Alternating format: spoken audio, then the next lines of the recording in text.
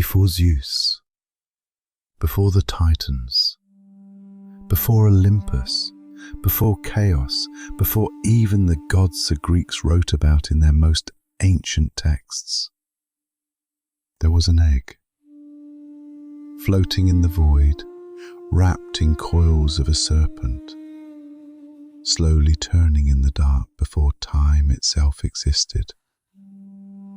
And then it cracked open, and from inside it came something that every Greek scholar, every philosopher, every mythologist who has ever studied it cannot fully agree on. A being with golden wings, with the heads of lions, bulls and rams growing from its body. Neither male nor female, both at once, coiled by a serpent, carrying the universe inside itself.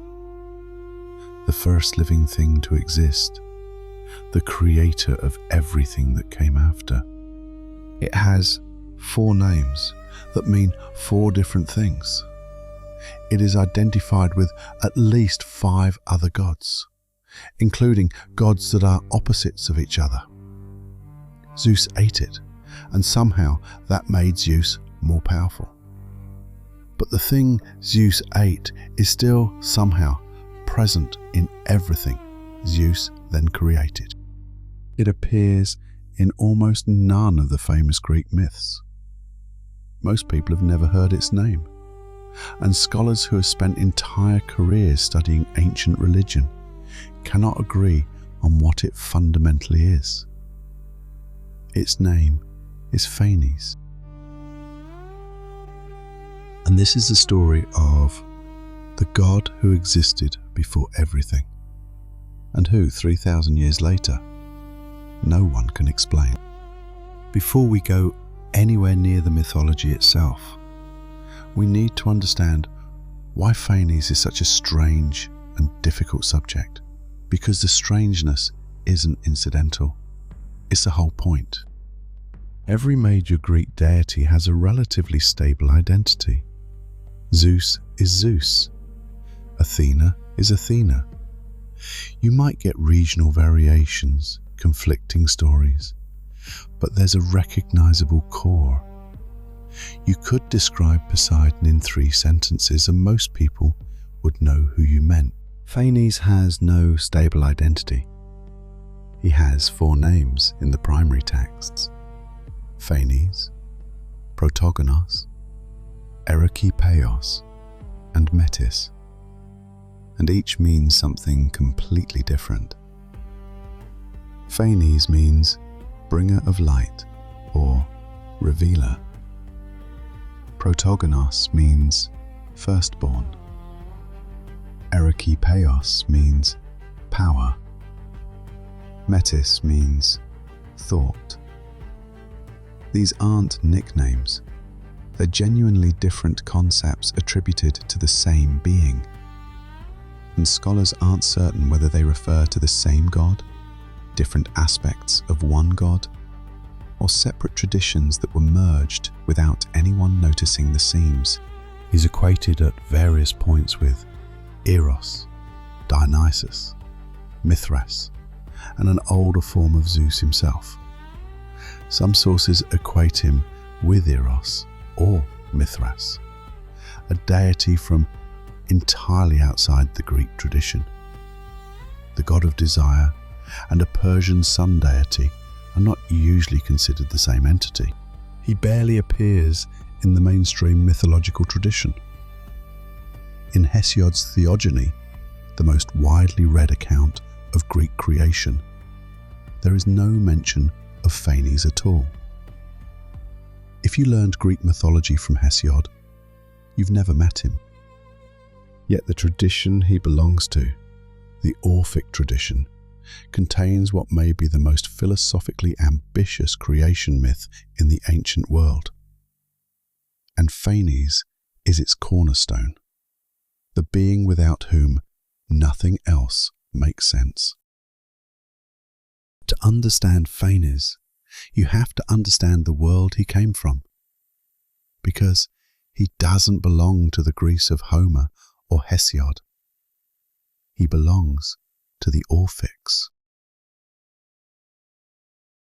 Orphism was a religious movement built around the mythological figure of Orpheus, the poet-musician who descended into the underworld to recover his dead wife, whose music could move stones, whose severed head kept singing as it floated down the river after the Maenads tore him apart. The Orphics were a mystery cult in the ancient technical sense, a group with secret doctrines, initiation rites, and knowledge deliberately withheld from outsiders.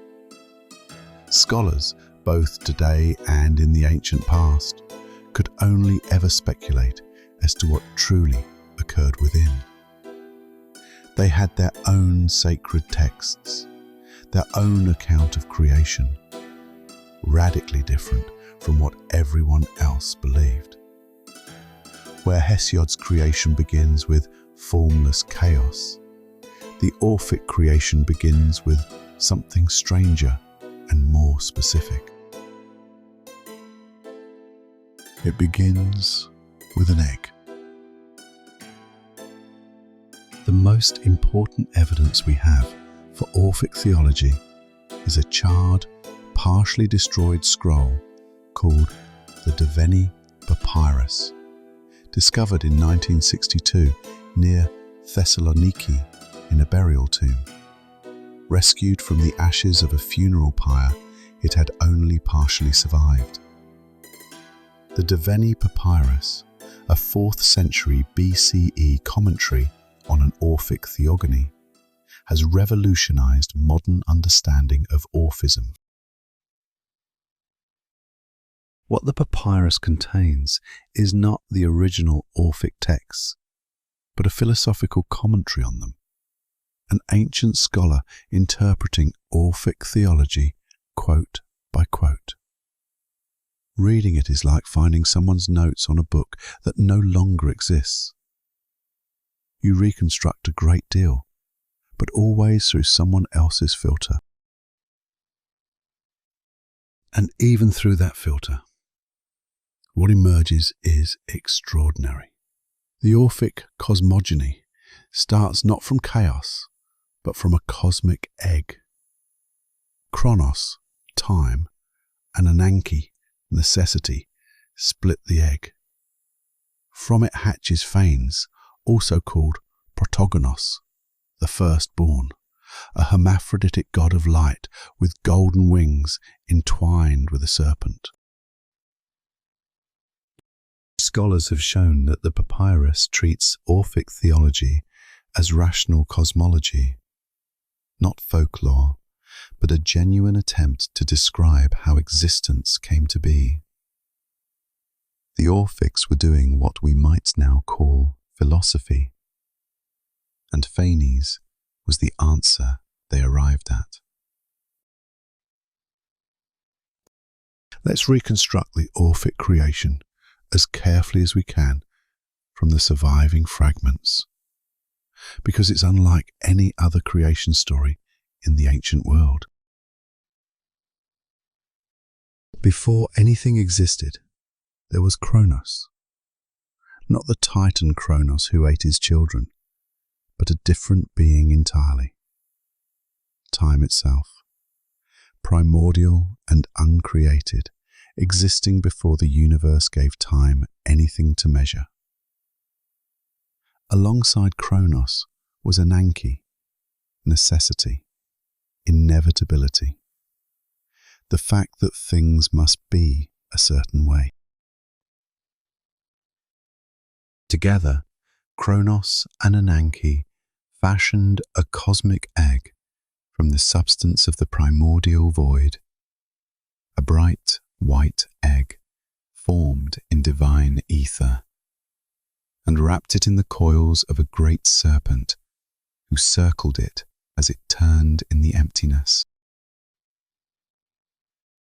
Inside the egg, everything, all matter, all potential, the seeds of every living thing, the principles of heaven and earth compressed into one object, an entire universe contained. And then the egg cracked. From the egg emerged an incorporeal God, with golden wings on his shoulders, bull's heads growing upon his flanks, and on his head a monstrous serpent. This is the being. This is Phanes. He is described as simultaneously male and female, hermaphroditic, containing within himself all future creative potential, both masculine and feminine principles, active and receptive forces. He is not male and female in the sense of having mixed characteristics. He is both fully at once, because he is the first being, and the first being must contain all possibilities within itself before differentiation begins. Before the universe had categories, Phanes existed without them. He carries golden wings. He moves through the cosmos freely, prior to any barrier or limit. He holds a torch, some texts say, or the orb of the universe itself. The serpent on his head and wrapped around his body connects him to cycles, to time, to the endlessly recursive nature of creation. And when he burst from the egg, Phanes illuminated the universe, allowing creation to unfold. Light itself was born when Phanes was born. There was no light before him. He is the light, or rather, he is the act of revelation, the moment the universe first became visible to itself. He created the sky. He created the earth. He separated the heavens from the ground. He generated the gods, not all at once, but as a cascade, each divine generation flowing from the creative force he had introduced into a previously inert universe. Phanes was the first king of the universe, and he handed the royal scepter over to his daughter, Nyx, night, who handed it to her son, Uranos, heaven. It was then seized by the Titan Kronos, and afterwards by Zeus, the ultimate ruler of the cosmos. Notice that lineage. The scepter, cosmic sovereignty, passes from the Creator through night, through the sky, through the Titan of time, to the King of Olympus. Every god who ever ruled did so because Phanes created the conditions that made ruling possible. He is behind all of them, before all of them, the ground they stand on. And then Zeus ate him. This is the moment that most confounds scholars, and it is genuinely confounding. Zeus swallowed Phanes, the original creator, and thus became the beginning, middle, and end of all. With Phanes' power and Nyx's counsel, Zeus recreated the universe. Let that settle for a moment. The God who created everything, who existed before time, who hatched from the primordial egg, who generated all the other gods, who built the cosmos from nothing, was swallowed whole by Zeus. And afterward, Zeus became omnipotent in a way he wasn't before. In Orphic fragments quoted by later authors, something like this appears. Zeus was born first, Zeus last. Zeus is the head, Zeus the middle. From Zeus are all things. He swallowed the firstborn king, and with him all gods and all things became one in his belly. By absorbing Phanes, Zeus absorbed the universe Phanes had made. Everything Phanes had created, every god, every principle, every pattern of existence, was taken back inside a single divine being, held in the belly of Zeus, and then recreated from within him. Zeus became, in the Orphic telling, what Phanes had been at the beginning, the totality. This profound act signifies the birth of a new cosmic order.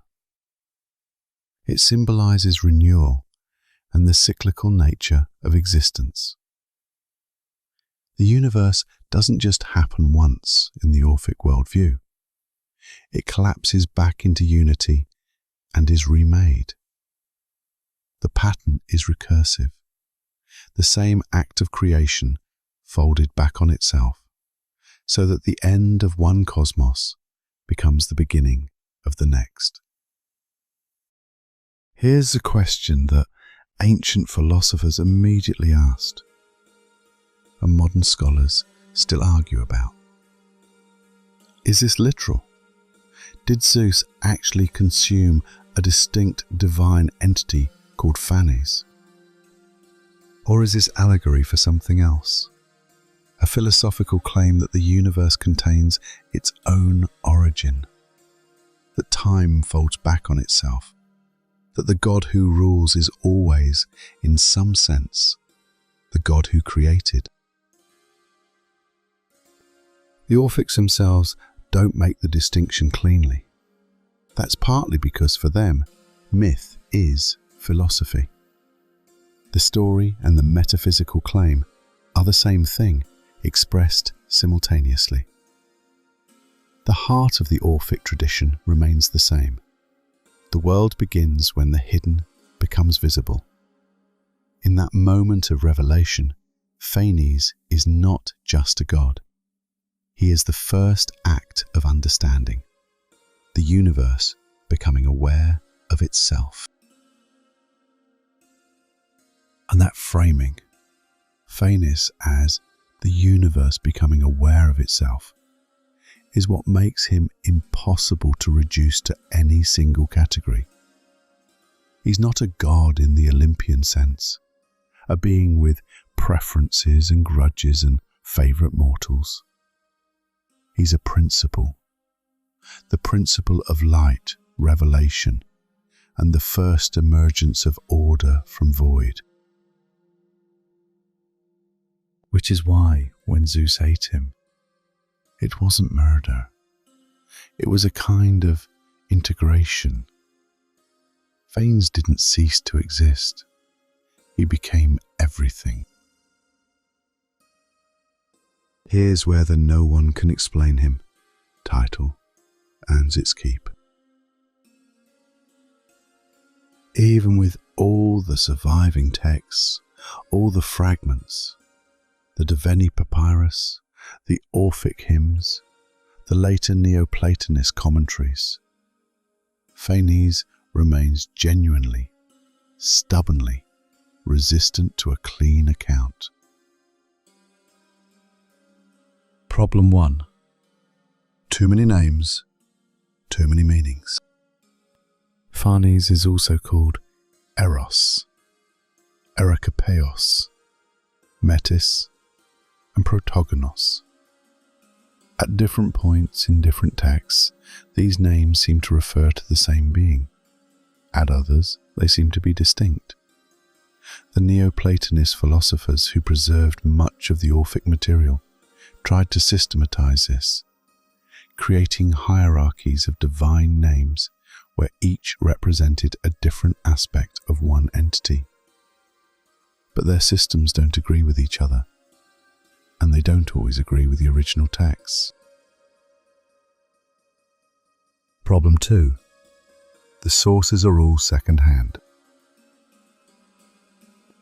There is no single ancient book laying this all out. What we have is a lost Orphic epic, later cited by Neoplatonists, the Derveni Papyrus, and fragments of hymns. Everything we know about Phanes comes filtered through people who were interpreting him, not the Orphics who worshipped him. It's like trying to understand a religion from nothing but the scholarly footnotes. Problem 3. He keeps merging with other gods. The Orphics equated Phanes with the elder Eros of Hesiod's Theogony, and Phanes also incorporated aspects of other primordial beings, such as Thesis, Physis, and Ophion. Is Phanes a separate god who becomes Zeus? Or is he simply the Orphic name for whatever principle Zeus fundamentally represents? Is the equation with Eros a genuine theological claim, or a later reader's attempt to resolve a contradiction? Scholars have disagreed in writing for roughly 2,000 years. Problem 4. He has no story. The Olympian gods have narratives, personalities, grudges, love affairs, contests. Their myths are the engine of Greek literature. Phanes has almost none. He hatches, creates, hands over the scepter, gets eaten. That's essentially his entire mythological career. He exists before narrative was possible. He is the condition that makes narrative possible, and so he can't appear inside one. Phanes faded from popular religious practice as Greek religion shifted, and eventually as Christianity replaced it. But the idea of Phanes, the philosophical content wrapped in that strange, beautiful myth, did not. The late antique philosophers, Plotinus, Proclus, Damascius, were deeply fascinated by Phanes. In their system, he became a key concept for describing the first emanation of the One, the point at which the absolute, undifferentiated source of all being first becomes something differentiated, something with qualities, something that can be described at all. Kronos, egg, Phanes, Zeus and Dionysus became a ready-made vocabulary for talking about the One, intellect, soul, and the reabsorption of many things into a single divine principle. In this reading, Phanes isn't just a myth. He's a philosophical model for how anything comes to exist at all. How does something come from nothing? How does the undifferentiated become differentiated? How does the universe acquire structure? Phanes is the name they gave to that first moment of becoming. What makes Phanes genuinely remarkable isn't his biography. He barely has one. It's the question he was invented to answer. The Orphics looked at the universe and asked something that modern physics still asks. What came before the beginning? Not before this particular universe, but before anything. before time, before space, before the categories that make before a meaningful concept. And they answered, a primordial unity that contained all differences within itself. A being that was neither male nor female, neither light nor dark, but prior to both.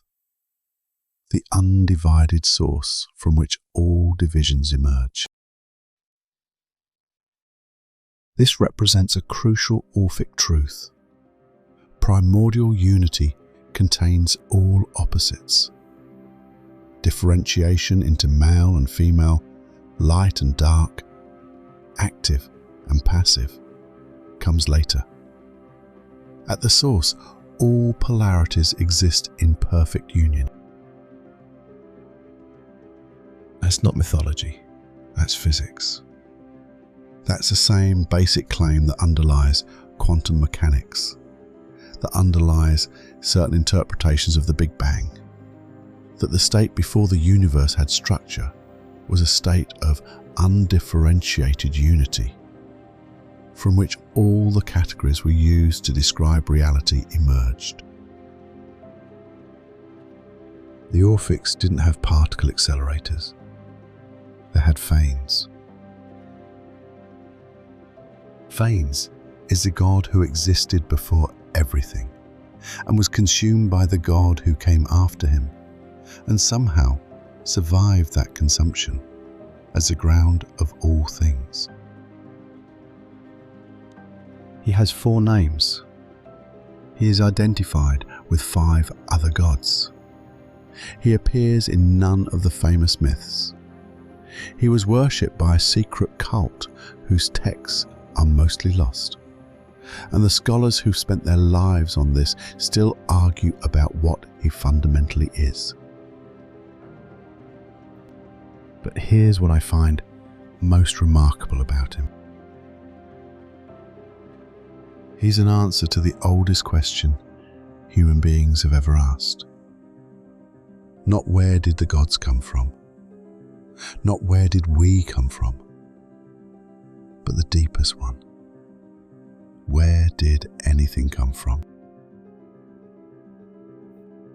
And the Orphic answer, wrapped in golden wings, coiled in a serpent, hatching from an egg that turned in the void before time existed, is this. At the very beginning, before division, before male and female, before light and dark, before any category that separates one thing from another, there was a unity that contained everything. It cracked open. And that's why there's something instead of nothing. We still don't have a better answer. We just have different mathematics around the edges of the same mystery.